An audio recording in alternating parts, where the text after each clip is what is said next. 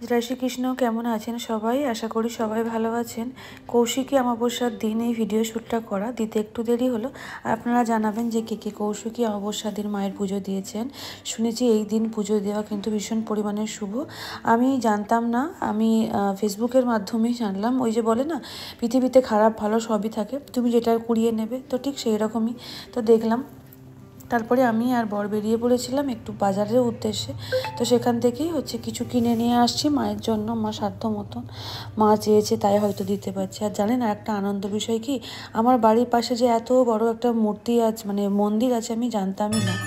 আর এই যে মা দুর্গার প্ল্যাকেট তো অলরেডি পড়তে শুরু করে দিয়েছে। এটা আমার বাড়ির একদম সামনে, রাস্তার এপার আর ওপারে।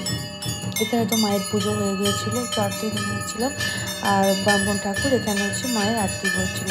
দেখুন মায়ের মুখটা কি অপরূপ সুন্দর লাগছে, খুব সুন্দর লাগছে। আর এখানে সব দেবদেবীরা আছে, পুজো দেওয়ার ভীষণ সুবিধা।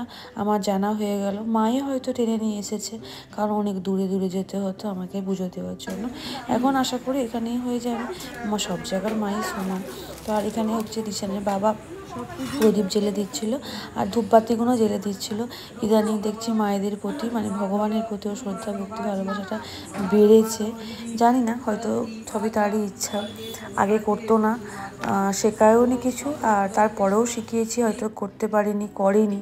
পুলিশের লাইনে আছে বলে সবসময় খালি অজুহাতি দিত, কিন্তু সেটা যে মিথ্যে তা আজ সেটা প্রমাণিত হলো। সবাই ভালো থাকবেন, সুস্থ থাকবেন।